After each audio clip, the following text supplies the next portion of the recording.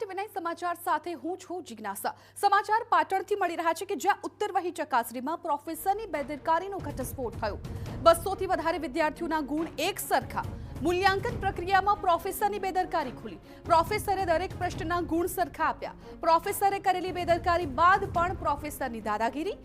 12 થી 13 ગુણ આપી પ્રોફેસરને ગુણ મૂલ્યાંકન પ્રક્રિયામાં બેદરકારી કરી। 200 થી વધારે વિદ્યાર્થીઓને અસર થાય તેવી શક્યતા।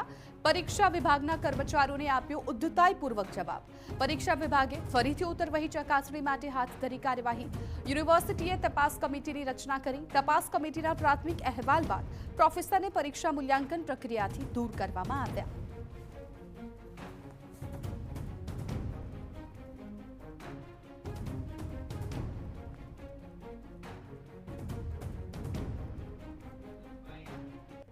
અત્યારે હાલ જે પ્રકારની એમની ખામી છે એને ધ્યાનમાં લઈને જ તેમને પરીક્ષાની તમામ સ્તરની કામગીરીમાંથી બાકાત રાખવાનો નિર્ણય લીધેલ છે પ્રાથમિક।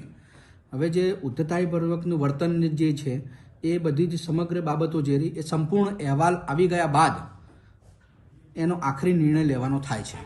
4 પ્રશ્નો હોય તો એવું ધ્યાનમાં આવ્યું છે કે 12-13 માર્ક્સ મૂક્યા હોય જેનાથી ટોટલ કરવામાં ઇઝી રહે।